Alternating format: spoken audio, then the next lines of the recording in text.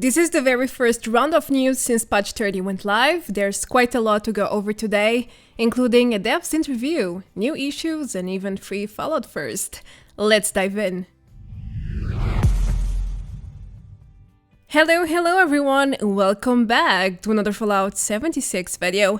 I finally found some time to catch up with the news after almost a week of testing the patch notes and live stealthy changes as well. Now, I've got some good and bad news to share today. For instance, Bethesda is planning to release a hotfix this week to address the autocomplete challenge issue, and Fallout First can be claimed for free on Xbox Gamepass. There's also a recent dev interview with details on Bethesda's plans and goals with Fallout Worlds, but not everything is a sea of roses. For example, the adrenaline perk is not working so well, and the Season 6 rank up with atoms is still not functional. Alright, let's start with some positive news first, shall we? The auto-challenge complete bug has struck en masse again with the release of patch 30 in Season 6. Almost everyone got affected one way or the other. This bug has been affecting weekly challenges mostly, but not everyone got bugged the same exact way. While some only got a few auto-completed challenges, some others, like me, got almost half of them done. I logged in to find 5 weeklies completed already with no score rewards whatsoever. There are dozens of player reports over social media, and even you guys shared a lot of screenshots as proof, either through Discord or Twitter. Thanks, by the way. Now, what has Bethesda said about this inconvenient and recurrent issue? Well, first of all, they added 2 extra weeklies when the patch got released, already planning ahead and anticipating this bug would strike again, just like it happened with past seasons. Quite smart from their end. No surprise there. I mean, Bethesda is well aware of the existence of this bug. Moreover, they also enabled double experience and double daily challenge score events since September 8 until today, September 30. But don't get mistaken, these events were not issued because of the bug. It served as compensation for the confusion surrounding Season 6 release, because first they said it would get delayed and then they went back on track to the initial plan. However, it ended up serving as compensation for both problems, really. No wonder some players have already completed the entire season.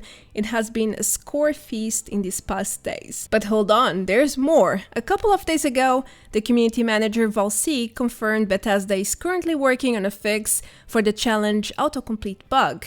He also shared the curious fact about how this bug supposedly is related to the challenge reset time and players joining public and custom worlds during that same reset time, which raises a lot of questions in my opinion. I mean, did any of you guys try Fallout Worlds right before getting your challenges auto-completed? Because I surely didn't. I did not even try the new mode in the first day of the patch. I logged straight into Adventure and I already had 5 weeklies bugged. Most of my friends did the same and they also got affected, so something really doesn't add up here. Anyway, this same announcement states that Bethesda is planning to release a fix for this issue within a week, which means a hotfix should come live in the following days, if everything goes according to plan, of course. Now, the not so good news here is that we have to wait for the beginning of Season 7 to find out if this fix will in fact be effective or not. On the topic of Season 6 and score, you should be aware that the rank up option using atoms has been disabled since September 8. The option is grey and inaccessible ever since. Now, I noticed some of you guys asking me why can't you buy ranks anymore. Some of you are even assuming this is a new bug, so I wanted to clear the air. It's not a bug, it's intended. Bethesda disabled the rank up option while they investigate the matter and work on a fix. During Season 5, there was a major bug that could freeze the scoreboard and the new unlocked rewards would simply not show up. This bug affected mostly the repeatable rewards. Rank 100 would just stay grey like this without refreshing ever. As such, players would not be able to claim any new rewards regardless of how much score or new ranks they would unlock. There is no estimated date for this fix yet, so your best option to earn ranks right now is to farm score through daily and weekly challenges. Next, I have some fantastic news to share with you. If you own Game Pass either on Xbox or PC, you surely want to hear this one out, because the Fallout 1st membership can be claimed for free right now. Yep, Game Pass Ultimate users can unlock one free month of Fallout 1st through a code. If they don't wish to use it themselves, they can always give the code to someone else. For existing Fallout 1st members though, it seems like this code extends the membership. It adds one extra month, which is really awesome. I don't use Game Pass, so I cannot show you directly how it works, but you should be able to access this free code through your redeem page in Microsoft Store. The link is right below the video. Remember, you need the Ultimate Game Pass for this to work. Anyway, not everything is great news. I've seen different reports on how players are unable to redeem their codes. Some state the code does nothing even after restarting the store, and others get a strange error asking users to redeem the code through a different web page. Well, if you are having issues redeeming your codes and you know it's legit, I recommend you to get in touch with Microsoft support. They surely will know what to do in order to help you out. Moving forward, IGN interviewed 76 developers last week. The interview didn't get a lot of traction, probably because most of us were busy with the new update. Also, the social media shares went a bit unnoticed, like this Reddit post. It's a bit of late news by now, but I do believe most of you guys missed it, just like I did last week, so here goes nothing. IGN interviewed design director Mark Tucker and the Fallout World's lead Bo Bushanan. In this rather casual talk, both developers discussed mostly their goals and future plans with the recently released Fallout Worlds, which includes the public and custom world modes. They started by talking about public worlds, claiming this mode works like an extended limited time event where players can try out certain layouts and experiment what they can do in such new realities. Right now, the best way to think of the public worlds is kind of like an extended event. It's more like a thing you can come in and try. And you can see what different ways you can play. You can see what kind of play styles there might be. You can see the things that Fallout Worlds has to offer you. And then you can just try them out for free and play on them. But the progression goes away whenever the world does. So then when the next world comes along, you could start over again from wherever you were in adventure. And then you can play that one for a month. And then the next adventure kind of goes around with the next public world. Well, starting over every month and the lack of adventure mode progression are probably two things 76 players don't feel comfortable with, at least judging on the feedback I've seen so far, but let's leave that for another video. Now, when asked about their motives and goals with this new mode, Mark Tucker focused on how Bethesda often tries to provide the community with tools for them to create the experiences they want and redefine the rules as they please. In some ways, we're staying true to our roots, right? I mean, when you think about BGS games, all BGS games have been really good about providing, our community, our players with tools to make the experiences that they want in our game worlds. And so that's kind of the idea. Our game has a lot of unique challenges, and the complexity is quite high being a multiplayer game. So there's a lot of things that a lot of problems we had to solve to get to this point. So it's taken us a while to get there, and obviously we've been busy doing a lot of other things over the last 3 years too. Right. But when you get down to it, it's really I'm gonna say something Bo said the other day. We're trying to capture the spirit of the modding community with this, right? We want to give players the opportunity to craft their own experiences and sort of redefine the rules in the game. And this was a great way for us to move in that direction for 76. Well, I must say that putting things in such perspective does sound appealing. Too bad the execution is not exactly providing this sort of customized new experiences Bethesda was hoping fans would embrace and enjoy with the utmost love. After all, Fallout worlds feel more like testing worlds or mess around worlds with no real progression, no incentives, and a quite limited range of settings to use. After a few hours testing it out, I see no purpose to use it at all other than testing new stuff, bugs, or trying to replicate something without wanting to affect my characters in adventure modes. If that's the goal, then it's amazing, it's perfect, but for casual players, yeah, the value is not really there, at least not yet. But that may change in the future. After all, Bethesda seems to have future plans to expand this new mode. That's right, in the same interview to EGN, Bethesda shared some details about the future of Fallout Worlds. The lead design started by saying, "What we have now is the foundation, the base framework for something more." According to Bo, the currently Fallout Worlds are the very base for modding in 76. Some sort of safe haven where players can engage in all sorts of game modifications without compromising their real progress, with no risk to corrupt their game or the real characters, because the ones in these worlds are copies of the real ones. After all, as he explained, modding is not a simple integration. Plus, 76 is an online game, which means there are no saving points if something goes terribly wrong. Just like it would happen in offline games like Fallout 4, where players can just load and go back. So with Fallout Worlds, especially this release of it, I always internally call this one the framework. It's called Fallout Worlds Framework a lot of time internally.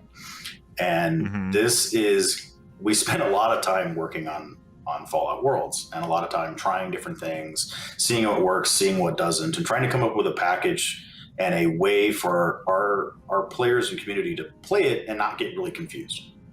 Right?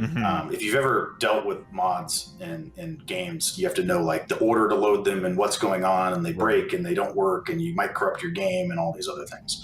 So in 76, you don't just have a save you can go reload at any time. You know, it's a live online game.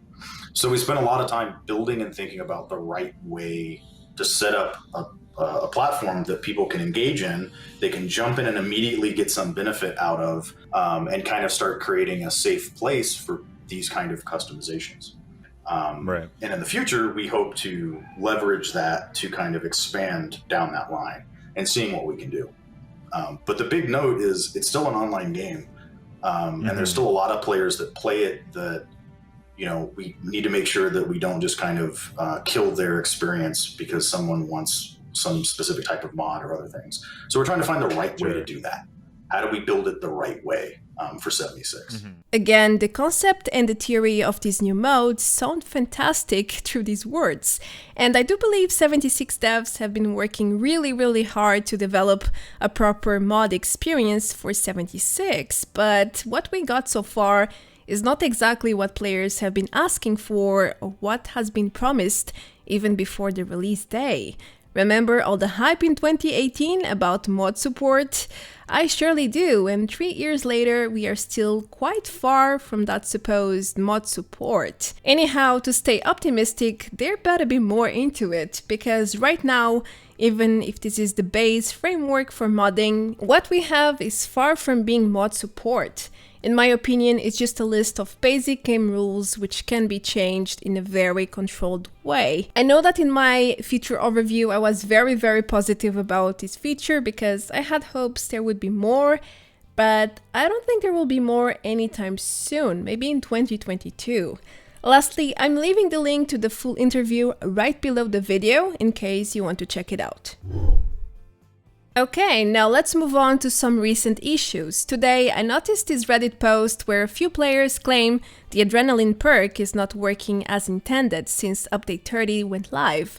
According to one of the reports, Adrenaline can now go way beyond the 60% damage boost and reach astronomical levels, up to 2000%, which obviously would enable insane amounts of DPS, if that's actually true. I've been keeping an eye on my effects tab, and so far my adrenaline has been behaving as per usual. I also did not feel any difference in terms of damage. With the 60% boost, for example, I do about 68 damage with uncharged gauss shotgun hits. Without the adrenaline boost, the damage falls to 50-53 damage per hit, as shown in the footage. Anyhow, you may be asking me, why did I add this point without much evidence? Because it could perfectly be fake.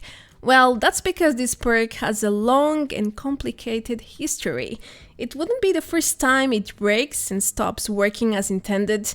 It happened several times in the past, so the fact we are getting new reports definitely raises a red flag for me. Meanwhile, the community manager, Lady Devon, has already asked for details to better investigate the matter. I just hope this is a rare random bug or something, not a glitch which can be replicated. Otherwise, millions of damage with any weapon could become a reality in the near future, and that doesn't sound pretty. We already have test worlds for that. Am I right? Yeah, I think so. Now, let me inform you that the Facebreaker melee weapon is currently disabled for crafting. This named weapon was added with the Steel Rain DLC, and there was an exploit which allowed players to reroll the legendary effects, but only when a new one was crafted, as far as I know. Now, as you can imagine, this is not intended. Named weapons have fixed legendary effects, and they are supposed to be locked. They are not supposed to be changed in any way. With this glitch in mind, and while they work on a fix, Bethesda disabled the ability to craft any new Facebreakers. It's not yet known when will Bethesda address this issue and re-enable the ability to craft this weapon, so hold on tight. As the last point, I selected a very strange and rare bug which is affecting some players after patch 30 went live. It is now possible to experience daily aberrations without joining one. I know it sounds confusing, so it's best to show you with screenshots taken by Anja here. This player was adventuring in the open world while the other teammates did daily ops. The outside player could see the interface as if they were in the ops though. The completion rewards were even issued. Magic, pure magic. Anyhow, this is a major bug, and it could become a very game-impacting issue if it is indeed some sort of glitch. The community manager, Lady Devon, already advised players not to try and replicate the issue. Let's hope the dev team gets to the bottom of this. Today's random bug is proof that a Wendigo Colossus should not be paired up with a Scorch Beast Queen for the sake of the servers. And that's because their skills all at once seem to be too heavy for the server to handle. So heavy that the graphics start to disintegrate as shown. This bug is not exactly new, it happens sometimes during early fights, but this was the first time I saw it in the open world, thus why I decided to add it here. Well, that's everything I have to report for the time being. Thanks for watching and stay tuned for more. Feel free to leave a like, comment below and turn on your notifications so you don't miss anything. And if you would like to help the channel as well, thanks in advance. And I'm very glad you chose my content. I am Marta Branco and I hope to see you very, very soon in the next video. Until then, take care, adeus, bye bye!